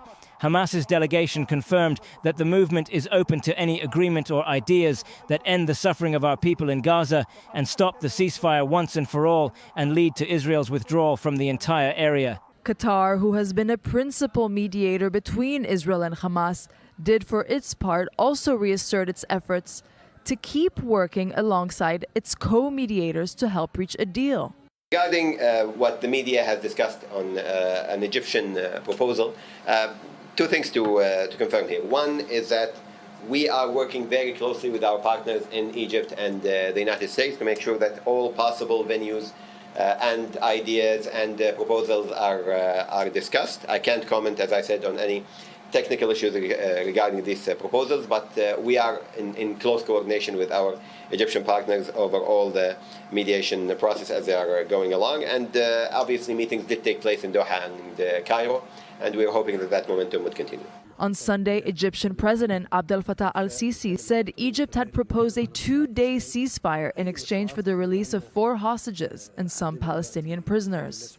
This would only be the first phase of a deal that would see 10 days of negotiations following the release of the 4 hostages. Qatar, meanwhile, also offered its own version, one drawn up by Russia. The Qatari proposal includes the release of 2 hostages with Russian citizenship, Sasha Trufanov and Maxim Herkin. With so much at stake and the approach of the U.S. election on November 5th, there are concerns that a shift in the U.S. presidency might impact the mediation process, something Qatar has also tried to dissuade. Secretary Blinken was here a couple of days ago, and communication is still very lively and open with our counterparts in the U.S. administration. We don't foresee any negative result of the elections on the mediation process itself. We believe that we are dealing with institutions in a country like the United States, and the institutions are vested in finding a resolution to this crisis. So, with the assassination of Hamas chief Yahya Sinwar marking a turning point in the war in Gaza, all sides might hope to have just enough breathing room to finally reach a conclusive deal. And for more, let's go to our senior correspondent, Bianca Zanini, who's out in Tel Aviv's Hostage Square there. And Bianca, yesterday we were talking about a deal that would involve 4 hostages for 2 days. Now we're talking about 14, maybe for 2 months. But even that there's a discussion about specifics of the deal maybe lends some degree of optimism of the possibility that there'll be movement.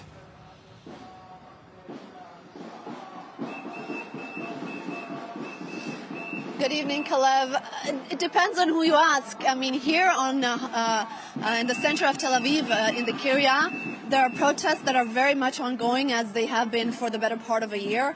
And people here don't seem to believe that there is much hope, but they're saying that they can't stop calling for the return of the hostages. I do want to say that on a diplomatic level, as we saw in this report and as you mentioned now, there is a bit of a momentum going on. There's more than one deal being discussed, more than one deal on the table. And although Hamas spokesperson did come out and say that they're open to any deal that will alleviate the pressure on Gaza, I do have to add, though, that they are still saying that the 2 main demands, that is cessation of fighting in Gaza and the full removal of IDF forces in Gaza, that those 2 demands still remain. So perhaps the main bargaining chip that Israel will have in this latest proposal presented in Doha that we heard about in this report now is the number of Palestinian prisoners that they can release. So talks are about 100 Palestinian prisoners, but that number could go up. Now, of course, with the power vacuum that the death of Sinwar has left, we're going to have to see if his successors are going to make it more likely or harder to have a deal. We saw just a couple of days ago a recording leaked where Prime Minister Benjamin Netanyahu said that he is now going after partial deals because they are even more hardcore than Sinwar was. Now, what we're hearing from the U.S. is that Sinwar was the biggest hindrance for a deal, and that they believe that this is an opportunity. Of course, Kalev, we're a week away from elections in the U.S. They are having a massive push right now, pushing even harder than they have been, and they've been pushing hard for months to get something signed, to get something closed before the elections a week from now. But again, when it comes to those people here in Tel Aviv protesting every single night, they don't have much faith in what the politicians say. Let's take a listen.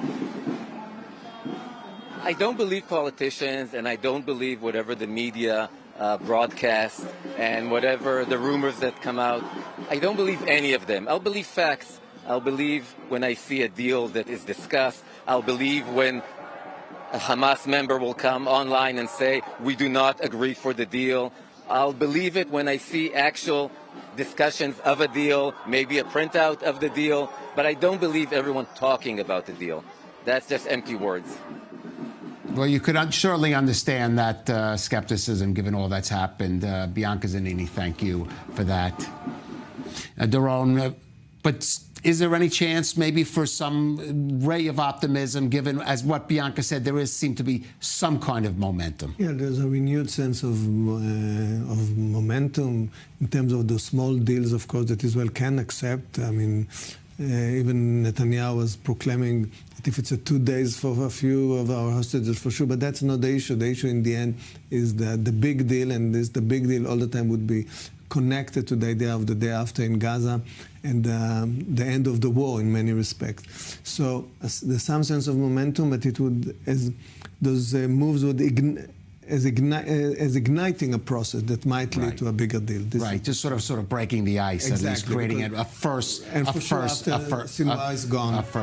Yes. All right, Doron Avital, Lara Losron, stay with us. We're going out for a brief break. We'll be back in a few minutes.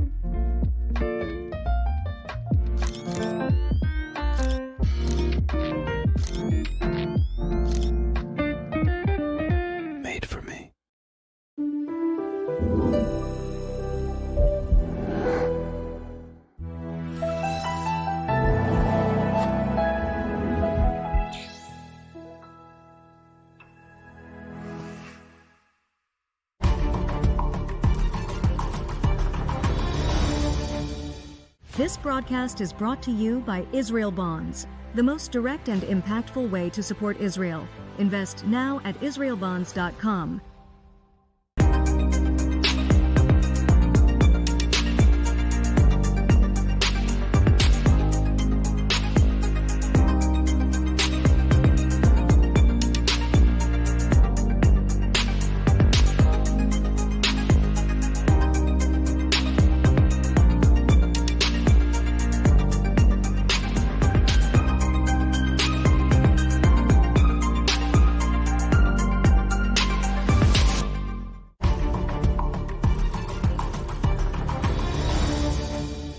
This broadcast is brought to you by Israel Bonds, the most direct and impactful way to support Israel. Invest now at israelbonds.com.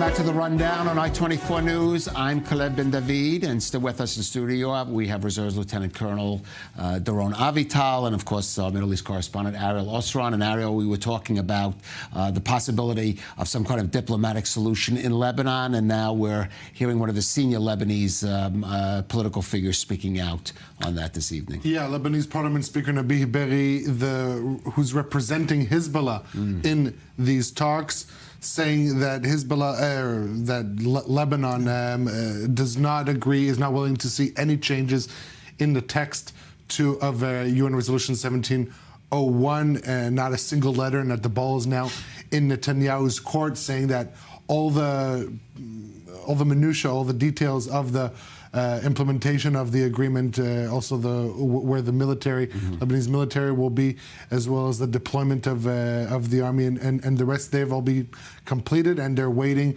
Hochstein's understanding with Netanyahu. Hochstein expected to come to the region. I will just note that this shouldn't dampen chances for the negotiations, because Hochstein himself said that they're not looking for a new agreement, but rather an addendum to the existing deal that will talk about the mechanism for implementation. This does not contradict that, saying that they do not want to see a new deal, adding new text and annex, that can not necessarily the Americans be considered as new words. May try to do some kind of guaranteeing the implementation and then taking some kind of action. I see the statement as a positive one. As long as we can make sure, and we have the ability to make sure that the agreement is fulfilled by both sides, we don't mind. Right. But we have to have the ability to force it. Right.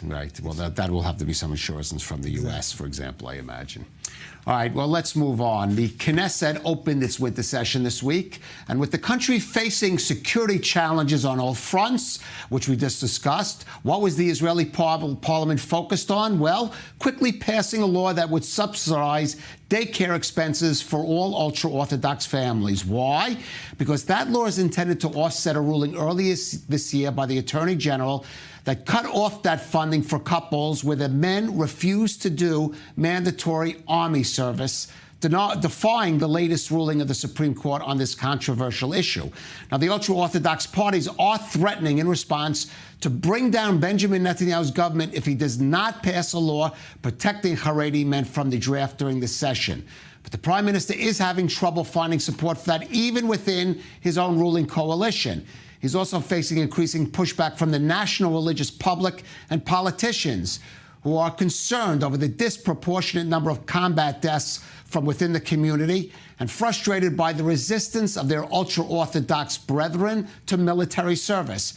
For example, here's Rabbi Haggai Lorber, whose son was killed in Gaza last December, discussing his anger in an interview on I-24 News' Hebrew channel on seeing a poster calling for a holy war against army enlistment at a synagogue where he was going to say the Kaddish morning prayer for his son.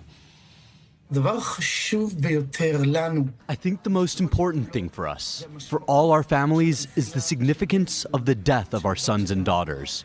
We are in mourning, we are hurting, we are bereaved, but we are also, despite this, we are proud of what he did. My son enlisted in the IDF, served in the tank corps. He was a fighter. He saved lives of people. He rescued women from being raped. He saved elderly people from being murdered. And the significance of this gives us strength. And now there are people who come with a really disrespectful attitude and spit on the holiness, the meaningfulness of the actions of my son.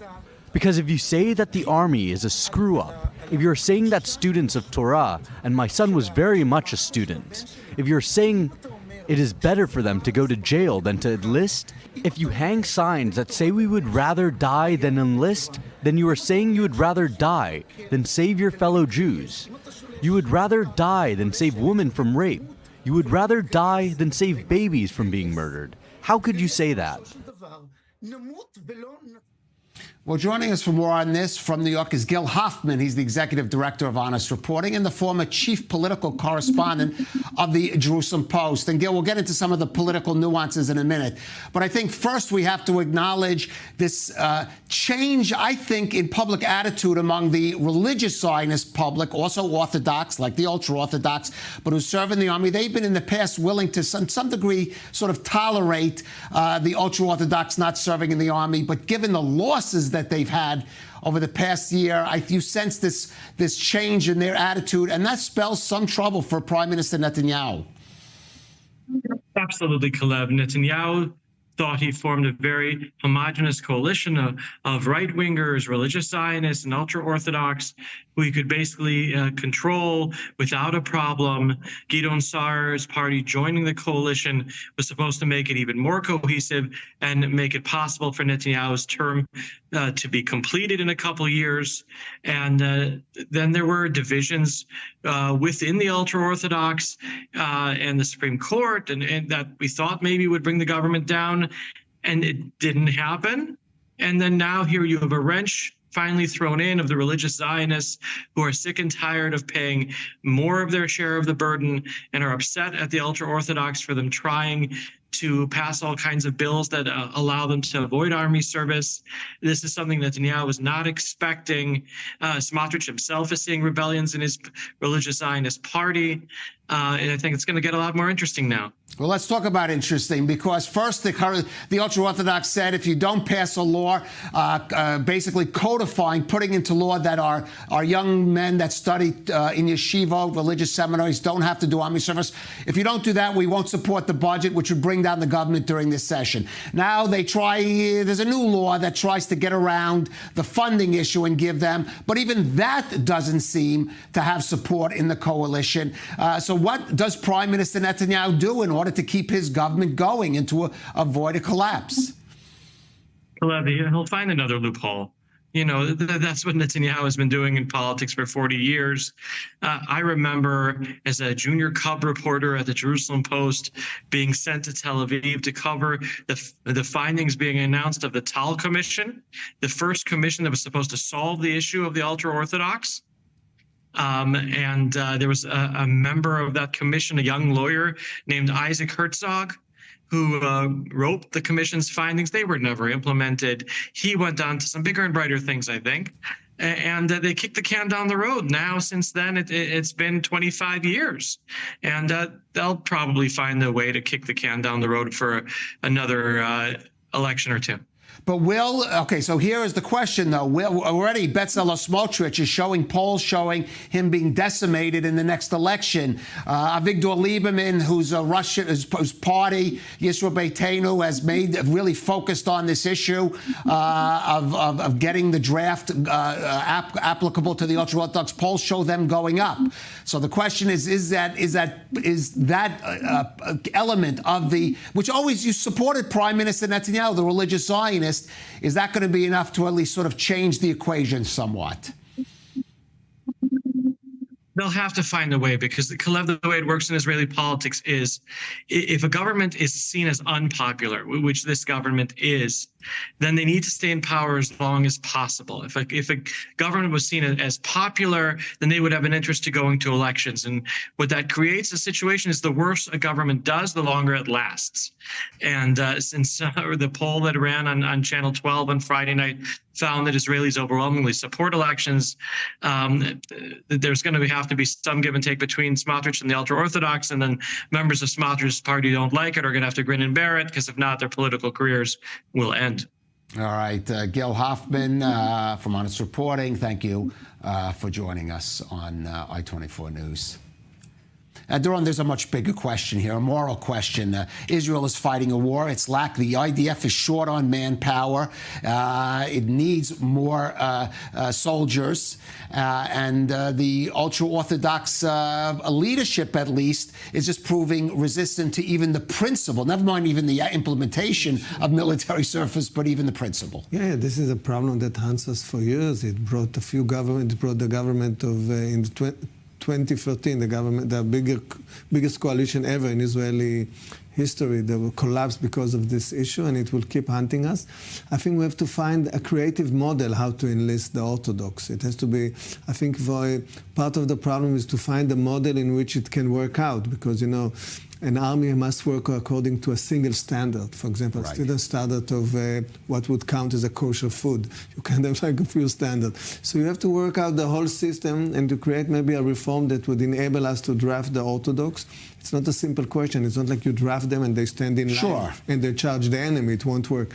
So we have to be creative about it, and I don't think it can happen unless there would be a new government or a new political structure. And I'm not sure, I wouldn't bet on this coalition lasting all its tenure, because, you know, the political aftermath of events like the 7th of October, it takes time. It took time in the Yom Kippur War. So who knows? The next few months will be interesting, and this junction ahead, we have to see how it unfolds. And also it connects very much with the result in the U.S.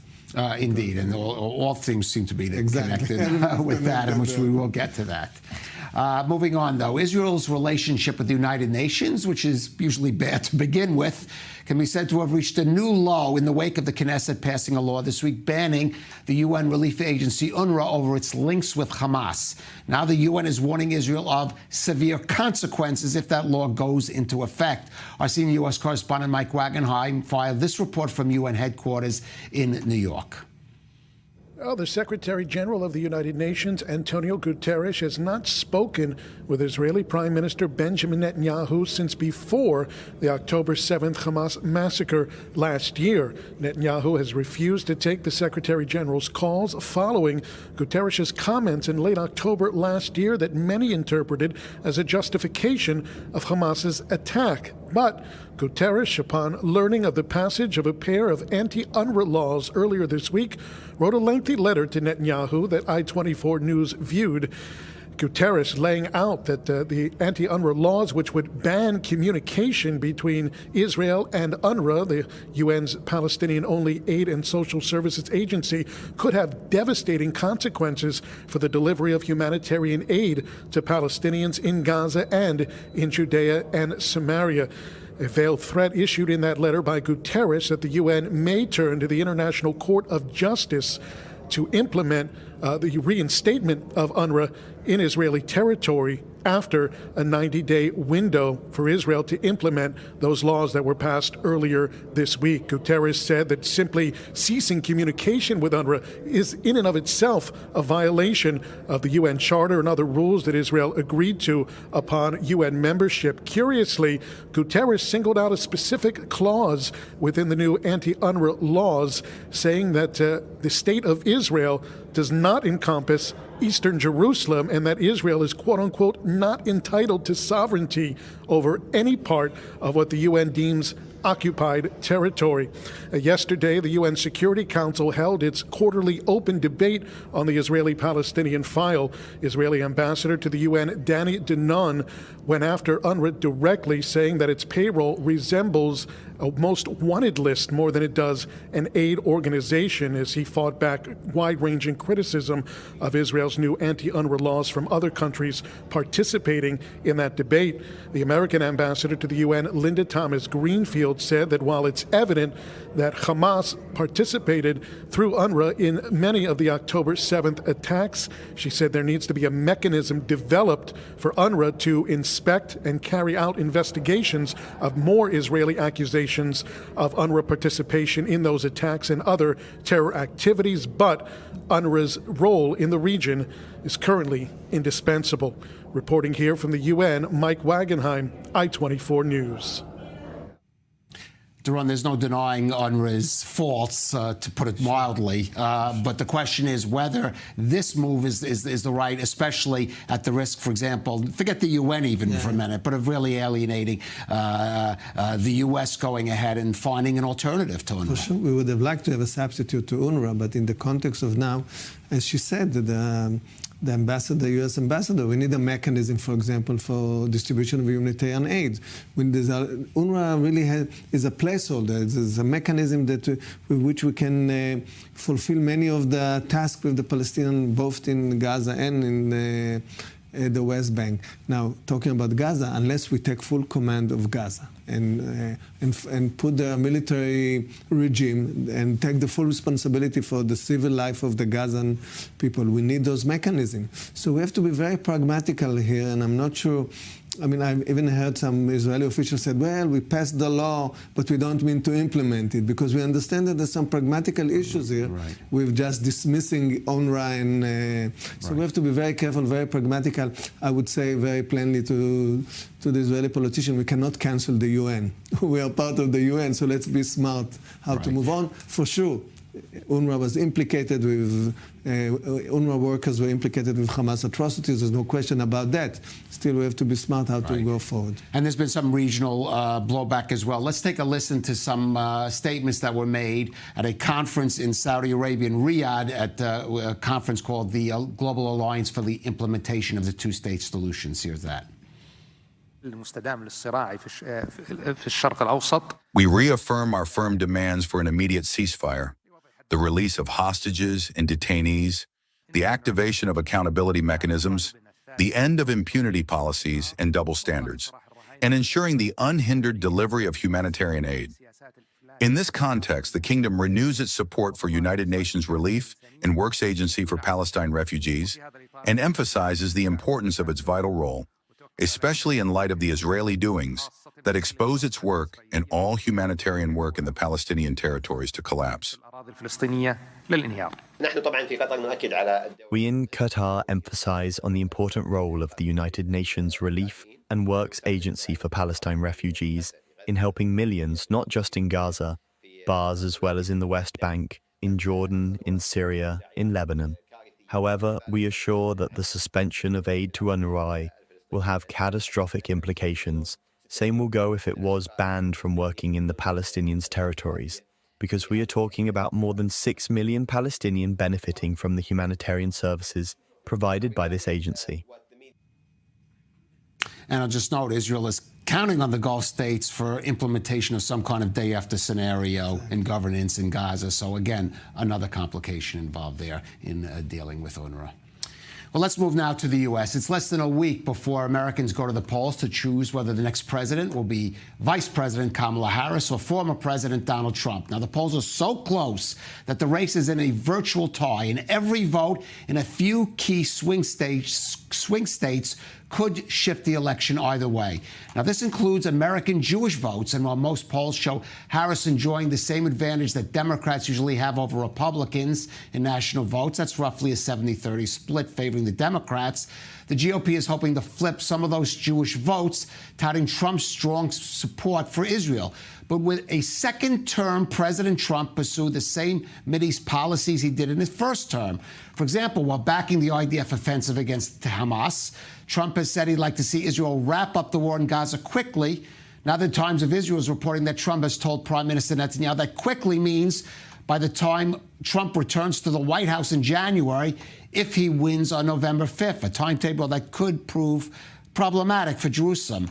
But first, let's take a listen to Jewish Republicans making the case for Trump. We are here talking to voters, talking to the Jewish voters, telling them what we think about Donald Trump and how he can help Jewish voters.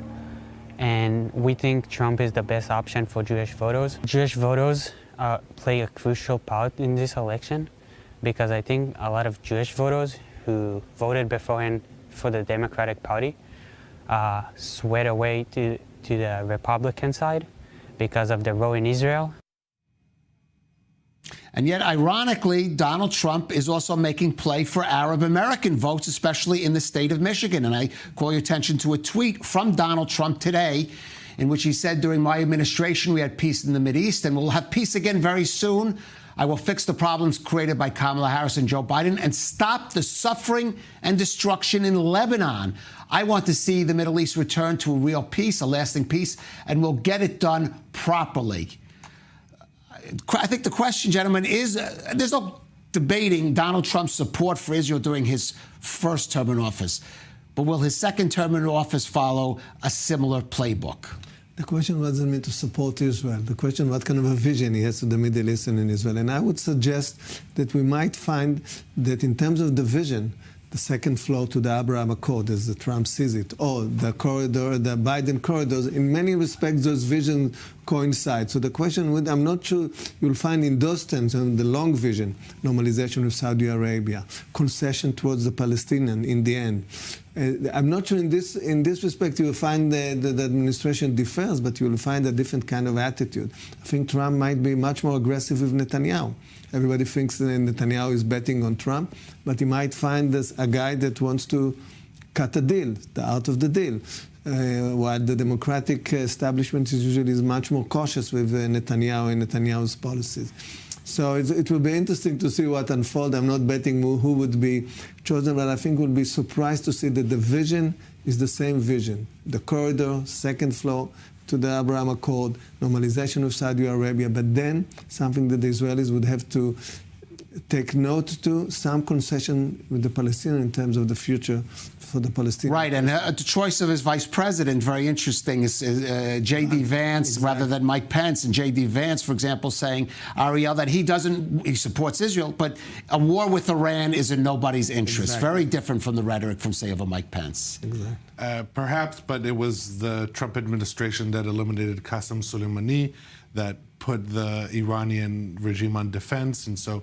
And canceled the agreement. And canceled the agreement. But this shows, like the elimination of Soleimani, that a Trump White House does not fear going directly against Iran. It's done it before, and there's no reason to believe it won't do it again. Just like Iran has struck Israel multiple times now, and is probably not fearing to do it again. So we're seeing that the playbook is becoming more complex with more types of attacks now put on the table, and it will be interesting to see, for instance, when Trump entered the White House, his first visit in the region was to Saudi Arabia. So to see if he's going to continue and try to woo Riyadh again as he did last time, I'm sure a lot of regional leaders are literally holding their breath to see the results of the election. Right. Now, and one thing, as I said, we noticed, Ariel, that tweet on Lebanon. Clearly, Donald Trump is going to want to see that conflict brought to a close, and we have some updates coming out of there, maybe pointing towards a diplomatic solution put in place even before, if Donald Trump or the next president takes office, let's say. Right. So very interesting reports. First of all, we're seeing that the details, the draft of the ceasefire regarding Lebanon has been leaked to Israeli media. This includes a complete halt of hostilities. Only UNIFIL, the Lebanese army, will be deployed in southern Lebanon. Now, regarding the 60 days, so that 60-day ceasefire is to give adequate time for Hezbollah to remove its weapons north of the Litani, and during that time, Israeli forces will stay along the border, as we discussed earlier in the show. Now, Lebanese MTV News saying that Hezbollah informed Nabih Berri, parliament speaker, but also representing Hezbollah in the talks, that they agree to this draft resolution, to these details.